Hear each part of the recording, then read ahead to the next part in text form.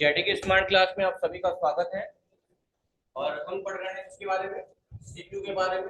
मैंने जैसे बताया था कल की क्लास में, सीपीयू क्या है, एक प्रोसेसर डिवाइस है। तो हमने पढ़ा था सबसे पहले इनपुट डिवाइस के बारे में, to give instruction to the computer that is called input device, यानी वो सारी चीजें जिससे आप कंप्यूटर में इनपुट कर पाते हैं उन्हें इनपुट डिवाइस बोलते हैं, है ना। प्रोसेसिंग डिवाइस की बात हो रही थी और उसमें हम बात किए थे सीपीयू के बारे में। तो सबसे पहले हमने बात किया था सीपीयू के फ्रंट पैनल के बारे में। याद होगा आपको डायग्राम, सीपीयू की फ्रंट पैनल पे कितने बटन होते हैं? दो बटन होते हैं, एक स्टार्ट और दूसरा रीस्टार्ट। ठीक है, दो बटन होते हैं, स्टार्ट और रीस्टार्ट। ठीक है, ये लोग कोई पूछेगा। और क्या होता है, इसमें यूएसबी पोर्ट बने होते हैं। क्या बने होते हैं? यूएसबी पोर्ट बने होते हैं, यूएसबी पोर्ट बने होते हैं। और क्या होता है, जैक भी होते हैं। तो जैक होते हैं, इस जैक की साइज क्या होती है? 3.5 mm होती है। एक जैक पिंक कलर का होता है और दूसरा किस कलर का होता है? ग्रीन। या कुछ में दोनों ब्लैक आ रहा है लेकिन वहां आइकॉन बना होता है, इसमें आवाज डालना है और इससे आवाज सुनना है। ठीक है, दिमाग में रखिएगा। पिंक जैक जो होता है और ग्रीन जैक जो होता है, एक ऑडियो, दोनों ऑडियो के लिए है लेकिन एक इनपुट के लिए और एक आउटपुट के लिए। कौन सा आउटपुट होगा? ग्रीन वाला ऑडियो आउटपुट के लिए और पिंक वाला ऑडियो इनपुट के लिए। यानी अपनी आवाज डालना है तो पिंक जैक का इस्तेमाल करिए और आवाज सुनना है तो ग्रीन जैक का इस्तेमाल करिए। ये था। और इसमें कुछ बल्ब भी लगे होते हैं जिसे बोलते हैं पावर एलईडी। पावर एलईडी देखते हैं ना, सीपीयू जब ऑन करते हैं एक लाइट लगातार जलती रहती है और एक ब्लिंक करती रहती है, तो वो है light power LED plus minus. ठीक है, चलिए इसके बाद से हमने बात किया था कि इसके पीछे का भी एरिया जो होता है उसे बोलते हैं बैक पैनल। क्या बोलते हैं? ठीक है। और जो सीपीयू होता है और उसका जो जिसे कवर है, टीन के जैसे कवर है ना पूरा ब्लैक कलर का, उसे बोलते हैं कैबिनेट। क्या बोला जाता है? याद रखिएगा, जो सीपीयू को पूरा प्रोटेक्ट कर रहा है लोहे से जो है, उसे हम क्या बोलेंगे? कैबिनेट रहेगा। जो प्रोटेक्शन करता है, जो लोहे वाला एरिया है, जो बॉक्स है, उसे क्या बोलते हैं हम लोग? कैबिनेट बोलते हैं। क्या बोलते हैं? कैबिनेट बोलते हैं। तो कैबिनेट और फ्रंट पैनल और बैक पैनल, कोई दिक्कत है क्या? चलिए, हमने ये भी बात किया था करंट कितने टाइप के होते हैं? करंट दो टाइप के होते हैं। कौन कौन से? एसी और डीसी। हमारे घरों में कौन सी करंट आती है? एसी करंट आती है। सिस्टम को कौन सा करंट चाहिए? डीसी चाहिए। कौन है जो एसी को डीसी में चेंज करेगा? तो एक डायग्राम बना सकते हैं कि ये आपका बोर्ड है, यहाँ से एक लाइट पास हो रही है। कौन सी लाइट? AC current. और कहाँ जा रही है आपके? एसएमपीएस के पास। कहाँ पे? एसएमपीएस के पास जा रही है। और एसएमपीएस क्या कर दे रहा है? उसको चेंज कर दे रहा है किसमें? डीसी में। और किसको दे रहा है? कहानी बनाओ, कहानी बनाओ। हाँ। तो करंट दो टाइप के होते हैं, एसी और डीसी। और हमारे घरों में आती है एसी करंट, बोर्ड तक एसी करंट ही है, लेकिन जैसे एसएमपीएस में पास की वहां से डीसी में चेंज हो गई और हमारे मदरबोर्ड को दे दिया गया। ठीक है। और मैंने कहा था एसएमपीएस किसको किसको जोड़ता है? मदरबोर्ड को भी जोड़ता है और हार्ड डिस्क को भी जोड़ता है। चाहे एचडीडी की बात करें या एसएसडी की बात करें। एसएसडी, एसएसडी का पूरा नाम हार्ड डिस्क ड्राइव, एसएसडी का सॉलिड स्टेट ड्राइव। बताया गया था ना। दोनों में ज्यादा स्पीड किसकी अच्छी होती है? एसएसडी की। आजकल लोग ज्यादातर वही यूज करते हैं और वेट में भी हल्की होती है। कौन? SSD solid state drive. तो दिक्कत है क्या?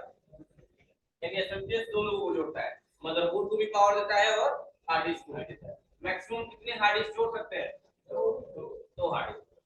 क्योंकि एसएमपीएस मैक्सिमम दो ही लोगों को पावर दे सकता है, मैक्सिमम दो ही लोग पावर। लेकिन जो मदरबोर्ड होता है, अब देखिए ये एसडीडी है ना, इसको भी जोड़ा जाता है किससे? मदरबोर्ड से। तो क्वेश्चन ये बनता है कि कौन है जो एसडीडी को या एसडी को किससे जोड़ता है? मदरबोर्ड से। उसका नाम होता है, उसका नाम होता है, कैलकुलेटर में लिखेंगे, क्या नाम है उसका? साटा वायर। एक वायर होता है, अभी मत लिखिएगा, टाइम देगा। एक वायर होता है जिसका नाम साटा है, जो क्या करता है? मदरबोर्ड को हार्ड डिस्क से चपटा सा होता है। कलर डिटेक्शन नहीं करूंगा, कहीं पे ब्लैक आता है कहीं पे रेड आता है, लेकिन चपटा होता है, मैं दिखाऊंगा आपको। साटा वायर क्या करता है? हार्ड डिस्क से मदरबोर्ड को जोड़ने के लिए इस्तेमाल करता है। देखिए इसमें साटा वायर के 4 सॉकेट बने होते हैं, 4 यानी 4 साटा वायर लगा सकते हैं। और ये साटा वायर कहाँ जुड़ेंगे? हार्ड डिस्क पे। पहले दिमाग में आ जाएगा 4 सॉकेट यानी 4 हार्ड डिस्क जुड़ सकते हैं। इसमें बताइए, मान लीजिए 4 हार्ड डिस्क आप जोड़ लिए, 4 हार्ड डिस्क जुड़ने के लिए कितने साटा वायर की आवश्यकता होगी? 4 साटा वायर। तो 4 अगर जोड़ के लिए चारों को पावर देना पड़ेगा, और एसएमपीएस मैक्सिमम कितने को पावर है? तो कोई काम कर पाएंगे क्या? तो पावर ही नहीं मिलेगा, कोई काम नहीं कर पाएंगे। इसीलिए मैक्सिमम कितने हार्ड डिस्क यूज होते हैं?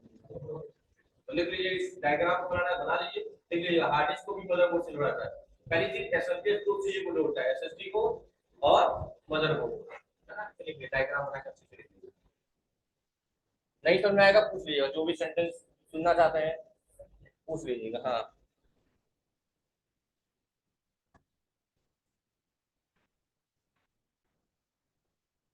अभी देखिए ध्यान से। अब हम बात करेंगे साटा वायर के बारे में। साटा का पूरा नाम होता है सीरियल एडवांस टेक्नोलॉजी अटैचमेंट। साटा का पूरा नाम क्या होता है? Serial advance technology attachment.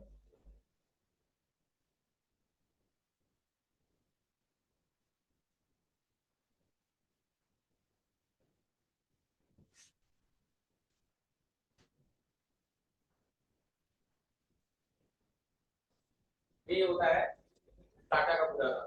ठीक है, यहाँ पे ज्यादा सब फुल फॉर्म नहीं हुआ है, इसलिए ज्यादा जरूरी होता है। अब मॉनिटर को भी सीपीयू से जोड़ा जाएगा कि नहीं जोड़ा जाएगा? जोड़ा जाएगा ना।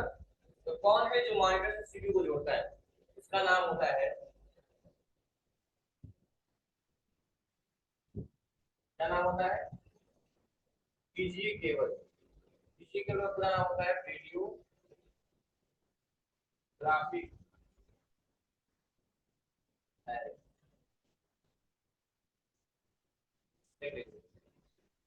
मतलब कि मॉनिटर से सीपीयू को जोड़ने के लिए भी वायर की जरूरत पड़ती है। इसका नाम क्या होता है? Video graphic wire.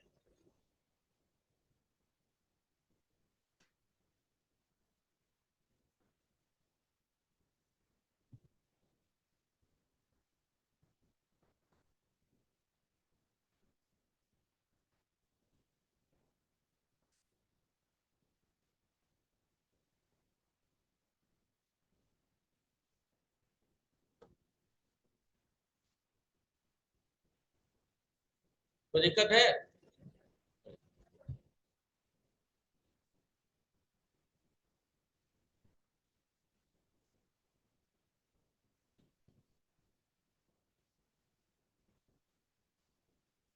अब जैसा कि मैंने कहा कि कैबिनेट होता है जो उसको सीपीयू को प्रोटेक्ट कर रहा है, जो कवर है उसका, उसे क्या बोलते हैं? कैबिनेट बोलते हैं। उस कैबिनेट में भी वायर होते हैं, उसमें भी तार होते हैं। वो तार भी मदरबोर्ड में लगते हैं। कौन कौन से तार होते हैं, चलिए उसके बारे में थोड़ा जान लेंगे।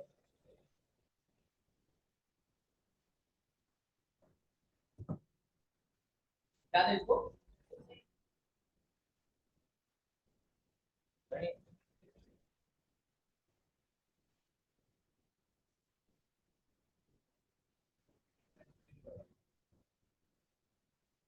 तो स्पेलिंग गलत है।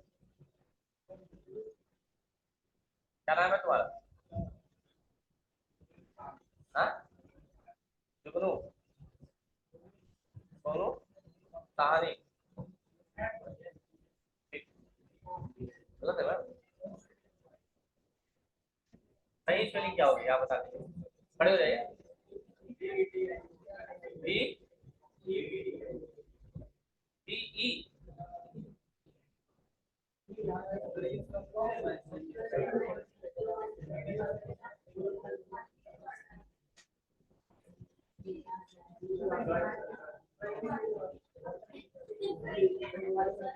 बड़े बड़े शहरों में छोटी छोटी गलतियां होती रहती है, ऐसा शाहरुख खान ने कहा है। ठीक है, कोई बात नहीं है। तो अभी ये हो गया ना, इसको मिटा देते हैं। तो सुबह से लगातार पैसे देना है, फास्ट रहने में बोल ही नहीं जाता, शरीर में वाइब्रेशन हो जाता है। चलिए, क्या बताने के लिए कह रहा था मैं? कैबिनेट वायर के बारे में। तो जो कैबिनेट होता है उसमें भी वायर्स निकले होते हैं जो मदरबोर्ड पे लगते हैं। क्या लगते हैं? मदरबोर्ड। कौन कौन से वायर थे सोचिए, सुनिएगा। एक होता है ऑडियो का, दूसरा होता है यूएसबी का, तीसरा होता है एसटीडी, चौथा होता है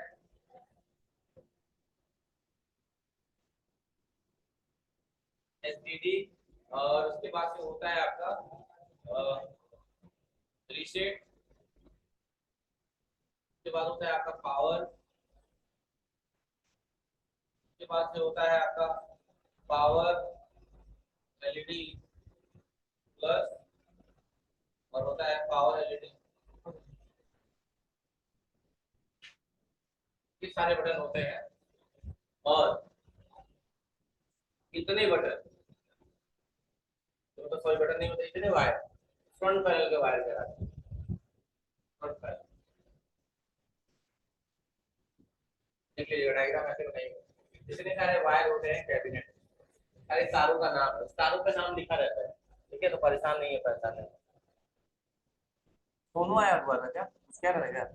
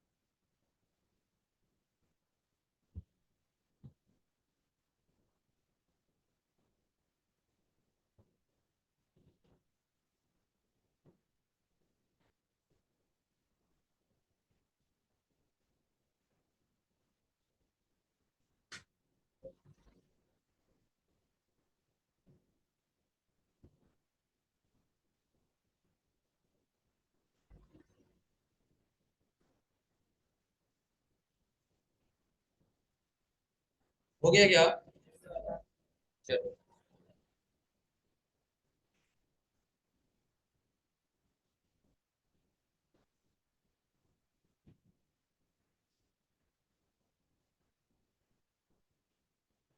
अब क्या करेंगे, इसको मिटा देते हैं।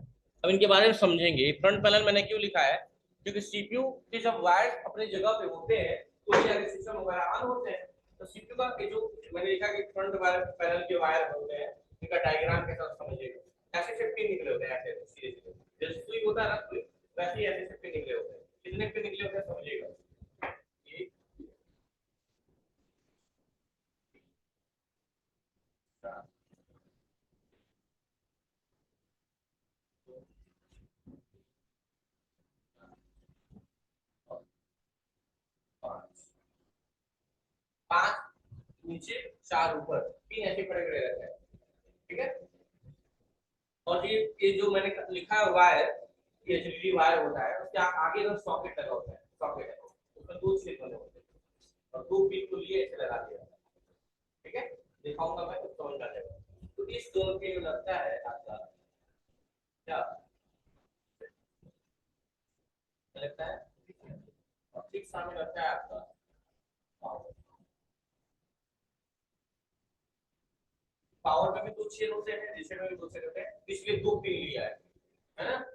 एचडीडी में भी दो छेद होते हैं, तो उसे लेता है दो पिन से जस्ट बगल। लेकिन जो पावर एलईडी प्लस माइनस है वो सिंगल सिंगल होता है, एक एक लाइन में।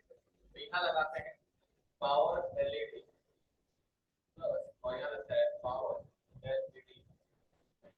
डायग्राम बना लीजिए। ये डायग्राम इसका डायग्राम है, टेस्ट में आएगा कभी। Front panel diagram, front panel diagram. अगर ये सैंपलिंग हुई है तो जाके सिस्टम आपके प्रॉपर तरीके से ऑन होंगे। वो ड्रॉप कर रहे हैं, ड्रॉप आउट करेंगे। मुझे पता था अभी तू पूछेगा।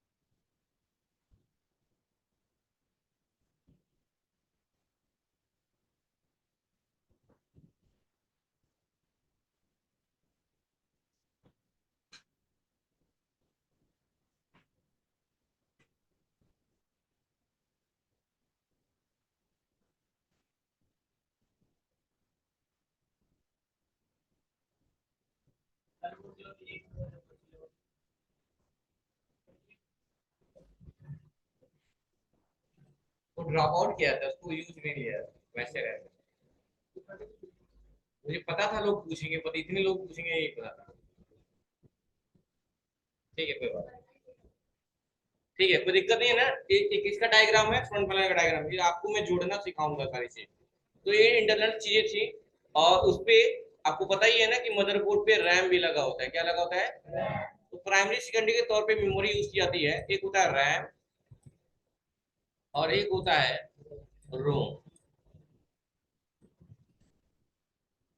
इसका पूरा नाम होता है रैंडम एक्सेस मेमोरी, और इसका होता है, मैं लिख दे रहा हूँ, आप लोग लिख लीजिएगा। रैम का पूरा नाम होता है रैंडम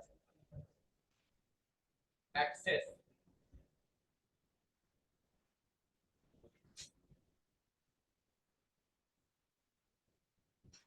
और इसका क्या होता है? Read only.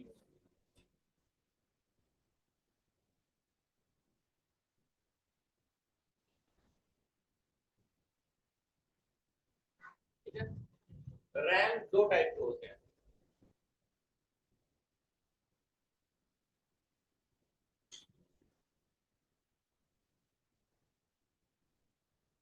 और रोम तीन टाइप के होते हैं।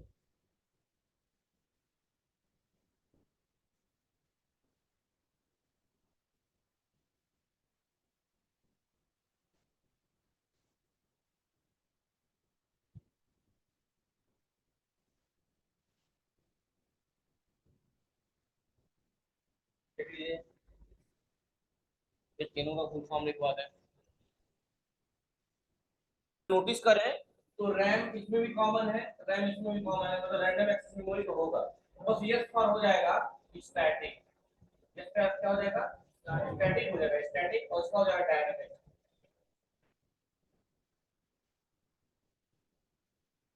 बाकी रैंडम एक्सेस मेमोरी आप लिख लीजिएगा, ठीक है। नहीं समझ आ रहा फिर भी पूछ लीजिएगा। तब से नेट नहीं चलता है। और नेट चला रहेगा।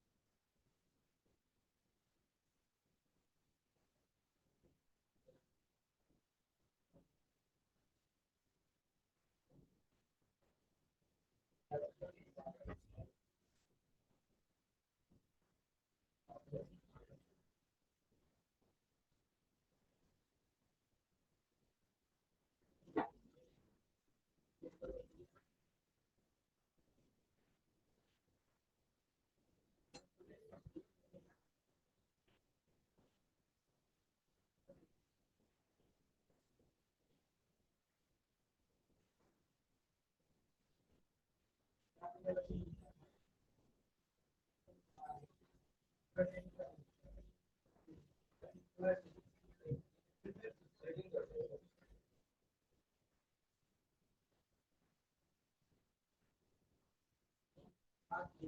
गया क्या आपको?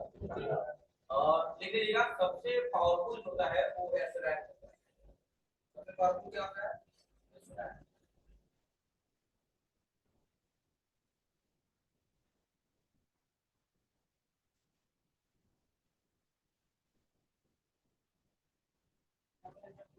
सबसे पावरफुल रैम की अगर बात किया जाए तो दोनों में से कौन होगा? एसरैम।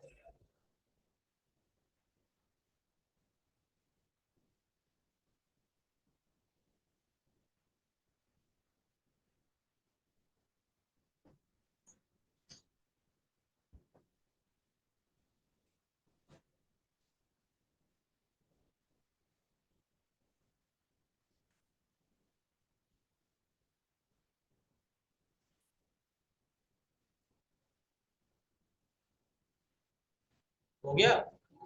अब पी रूम का भी लिख लीजिए। पी फॉर क्यों लिख, रूम तो सब में कॉमन है, तो रीड ओनली मेमोरी तो होगा ही। पी फॉर क्या कैरी करेगा? पी फॉर होगा प्रोग्रामेबल। प्रोग्रामेबल स्पेलिंग क्या होगी? PROGRAMMABLE।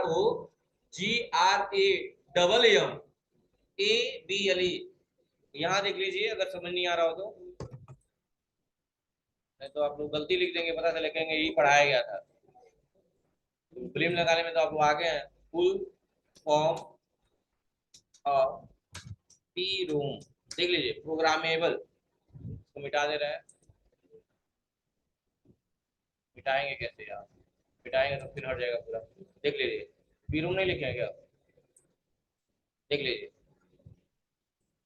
प्रोग्रामेबल ये। उसके बाद क्या था? EP room. इरिजिबल हो जाता है। ई फॉर क्या हो जाएगा? इरिजिबल। यहाँ मैं लिख दे रहा हूँ, यानी इरिजिबल, प्रोग्रामेबल, रीडेबल। तो ईपी रूम का मत लिखिएगा, केवल इसका इतना लिखिएगा। ईपी रूम का क्या है ना, ये नीचे वाला लिखिएगा, नीचे वाला erasable, programmable, read only memory. और जो डबल ईपी रूम है उसका ऊपर वाला हो जाएगा, लिख लीजिए। अरे भाई ईपी रूम है फिर डबल ईपी रूम है ना, डबल ई।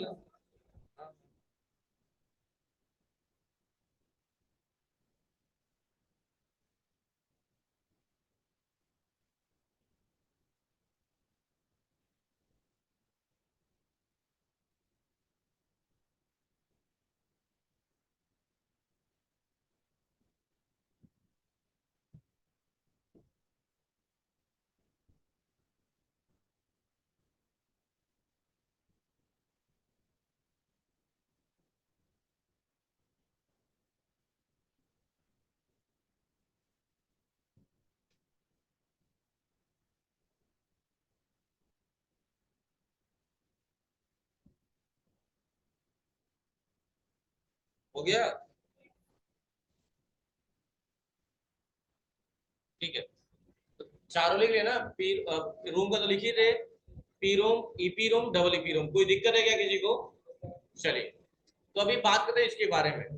अगर मान लीजिए नोटपैड ओपन है और हम यहाँ कुछ टाइप कर रहे हैं, तो क्या ये मैसेज कहीं सेव है? अभी कहीं नहीं सेव है, लेकिन ये डाटा भी स्टोर होता है कहाँ पे? रैम में। मेरी बात ध्यान से सुनिएगा, रैम और रोम के डिफरेंस बता रहे हैं।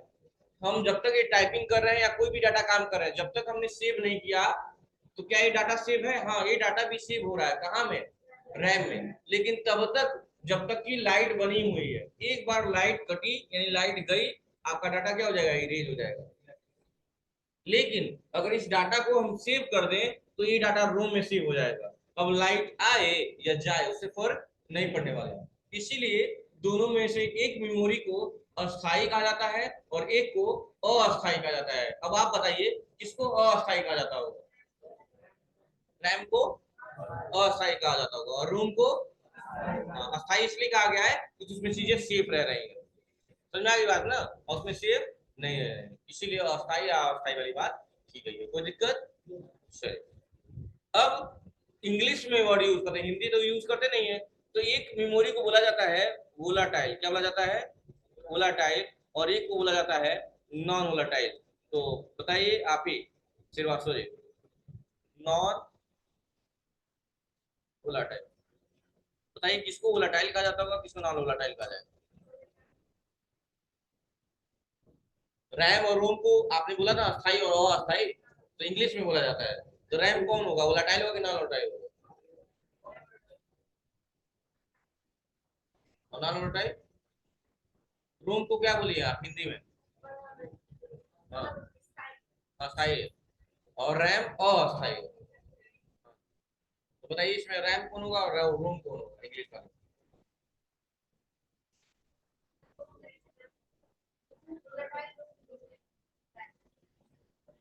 मतलब आपके हिसाब से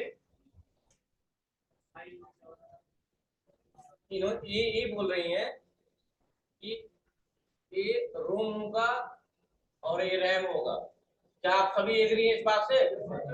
सब लोग एग्री हैं? कौन एग्री नहीं है?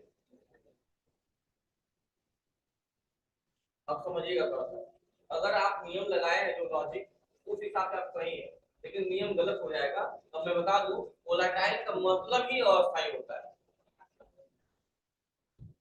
वोलाटाइल का मतलब ही अस्थायी होता है। अब आप सोच रहे होंगे नॉन का मतलब अस्थायी लगाए होंगे, लॉजिक यही लगाए होंगे आप लोग। लेकिन नहीं, वोलाटाइल का मतलब ही अस्थायी होता है। इसलिए रैम को क्या कहा जाता है? वोलाटाइल कहा जाता है। और इसको अस्थायी बनाने के लिए नॉन शब्द का यूज किया गया है।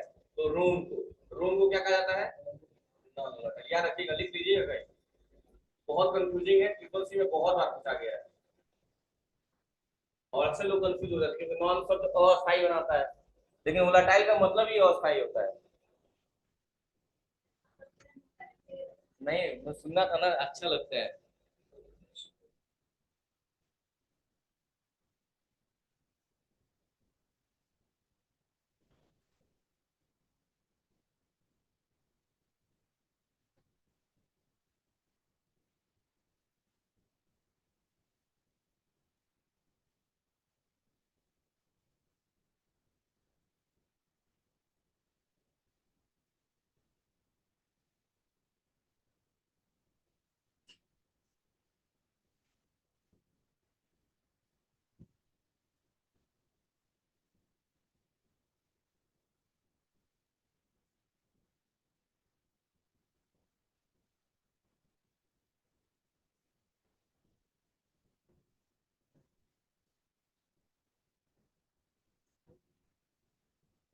हो गया।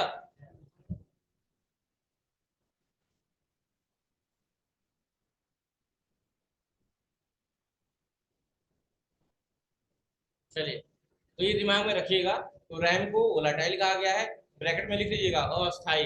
वोलाटाइल का मतलब क्या होता है? अस्थाई। और रैम क्या होगा? नॉन वोलाटाइल हो जाएगा। तो दिमाग में रख लीजिएगा इस बात को। हो गया, सब लोग लिख लिए? ठीक है, ये दो टाइप की मेमोरिया यहाँ पे use होती है, ठीक है। हाँ, उन्हीं को बोला जाता है प्राइमरी और सेकेंडरी। प्राइमरी सेकेंडरी के भीतर ये मेमोरिया यूज होती है, रैम और रोम। नहीं, दोनों प्राइमरी सेकेंडरी के भीतर आएगा, अभी बढ़ाएंगे उसके बारे में पढ़ाएंगे। कोई दिक्कत है यहाँ तक? चलिए, तो अब आपको ओपन करके इंटर वाली चीजें दिखाने को टाइम से आ गए। अब बस अंदर वाली चीजें आपको दिखानी है और आपसे करनी है, ठीक है। तो उस लेकिन आज कुछ हम थोड़ा सा प्रैक्टिकल पढ़ेंगे। याद रखिएगा, प्रैक्टिकल में क्या पढ़ेंगे? फोल्डर बनाना सीखेंगे। क्या सीखेंगे? तो फोल्डर बनाने का दो तरीका है, एक तो आप स्टेप फॉलो करें और एक शॉर्टकट की का इस्तेमाल कर लें।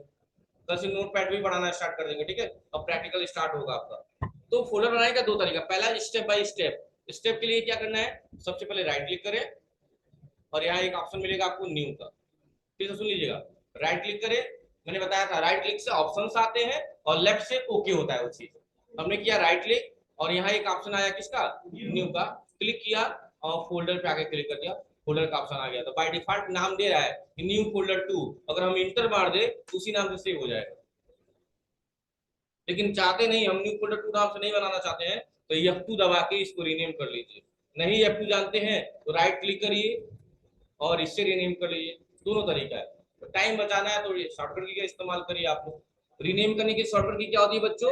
F2 बटन, फंक्शन की वाला बटन F2 जो है उसी का इस्तेमाल करेगा। और जिस नाम से सेव करना है, मैंने लिख दिया सर्विस, मैंने लिख दिया सर्विस, बस। और इंटर किया, इंटर किया, फोल्डर बन के तैयार हो गया। आसान है कि नहीं आसान?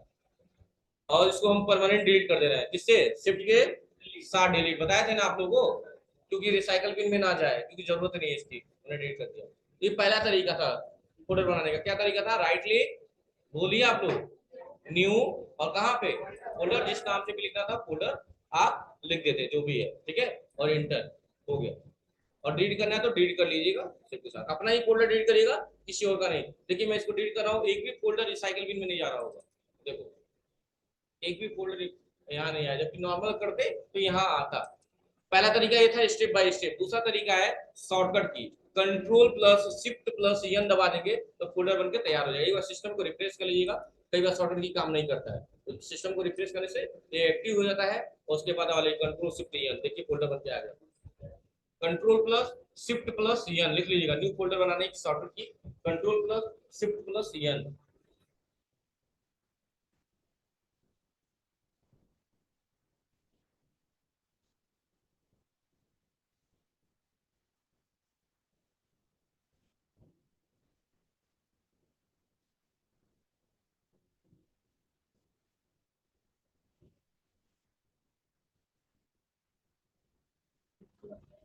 Control plus shift plus N,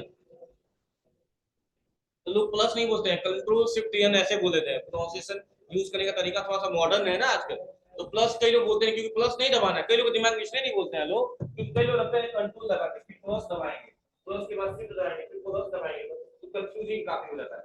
इसलिए वो बोलते हैं कंट्रोल शिफ्ट, लेकिन बात वही है, कंट्रोल के साथ साथ दबाने का मतलब प्लस, प्लस का मतलब साथ है, नहीं कि जाके प्लस को दबाने लगे, तो पांचों उंगली आपका बिजी हो जाएगा, फिर किसी और बुला के थोड़ा सा दबा देगा, करना पड़ेगा। समझ रहे हैं ना? प्लस यहाँ ये मतलब नहीं है, प्लस का मतलब है साथ में दबाना, ठीक है। चलिए, तो दो तरीका बता दिया मैंने, बना दिया, फोल्डर बन जाएंगे आपके। और डिलीट करिए, इस बार मैं इसको डिलीट कर रहा हूँ बिना शिफ्ट के साथ, और देखते हैं रिसाइकल बिन में गया है कि नहीं गया है, चेक कर लेते हैं। और रिसाइकल बिन आपको दिख रहा है क्या?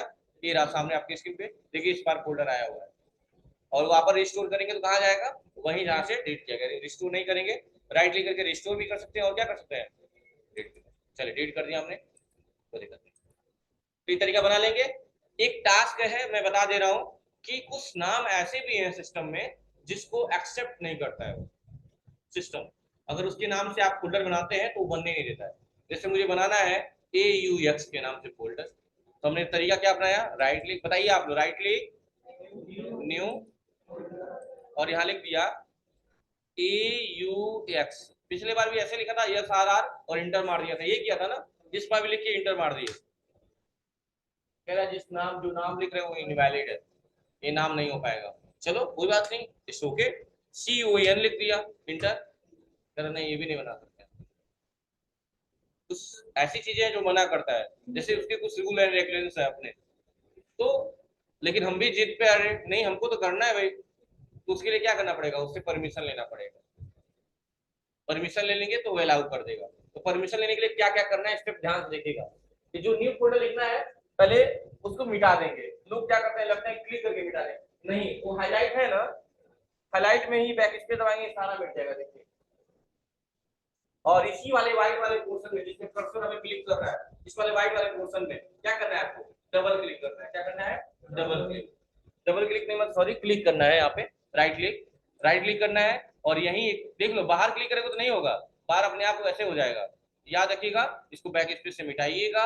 व्हाइट वाले पोर्शन में आने के बाद राइट क्लिक करना है, और यहीं पे एक ऑप्शन होगा नीचे से, थर्ड नंबर, क्योंकि किसी और पे ऑप्शन नहीं आएगा, देखो इस पे ऑप्शन नहीं आ रहा, इस पे भी नहीं आ रहा, लेकिन इस पे आएगा, देख रहे हैं ना। और इसमें से कोई भी एक एक कोड सेलेक्ट कर लीजिएगा, और अब लिखिए AUX और इंटर, देखिए बन गया। तो आपको भी यही काम करना है। तो आपको AUX के नाम से फोल्डर बनाना है, और CON के नाम से भी फोल्डर बनाना है, और एक और टास्क, बिना नाम के भी फोल्डर बनाना है, बना के दिखाइए।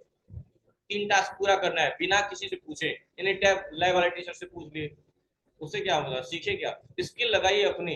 तीन काम करना है, फोल्डर तो नॉर्मल बना के देख लीजिएगा, AUX के नाम से, CON के नाम से, और विदाउट नेम फोल्डर बनाना है आपको आज की क्लास में। ऑप्शन लिख लीजिए, तरीका क्या था, रीनेम करके मिटाना था इसको, और राइट क्लिक करना था। व्हाइट वाले पोर्शन में लिख लीजिएगा, व्हाइट वाले पोर्शन में राइट क्लिक करेंगे, और ऑप्शन का नाम लिख लीजिएगा इंसर्ट यूनिक कोड, इसमें से कोई भी एक कोड ले लेंगे। इतने कोड दिख रहे हैं ना, कितने कोड दिख रहे हैं ना, कोई भी एक कोड सिलेक्ट कर लीजिएगा, कोई भी।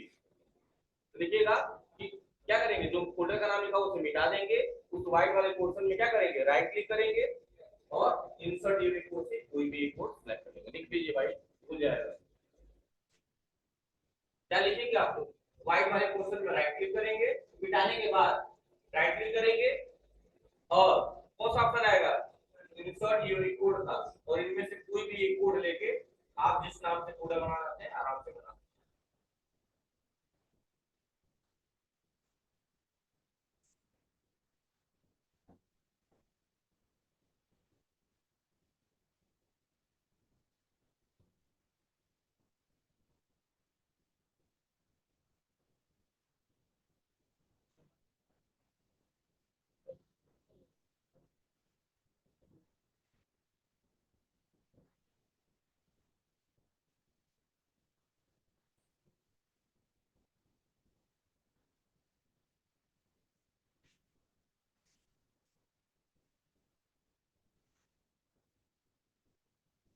हो गया, बस ये काम आज की क्लास। और विदाउट नेम का फोल्डर बनाना है। अगर नॉर्मल में हम ट्राई करें कि हम ये सोचे कि बिना नाम का फोल्डर बना ले, इसको मैं डिलीट कर दे रहा हूँ। देखिएगा, मैं राइट क्लिक किया, न्यू पे गया, फोल्डर पे गया और सब मिटा दिया, सब मिटा दिया और इंटर मार दिया, तो भी नाम आ जा रहा है। तो ऐसा करना है कि बिना नाम का फोल्डर बने, ये आपका टास्क है। ये तीन चीजें, CON, AUX और विदाउट नेम, ये तीन टास्क पूरा करके दिखाना है। अगर टाइम रहा तो मैं आऊंगा फिर खुद पर्सनली देखने, बाकी आप करिए, लेकिन किसी से पूछना नहीं है, अपना दिमाग लगाना है। जितना भी नहीं आएगा कोई दिक्कत नहीं, ओके, लेकिन आप अपना टैलेंट दिखाइएगा, किसी से पूछिएगा नहीं। तो बस आज के लिए इतना ही, थैंक यू क्लास।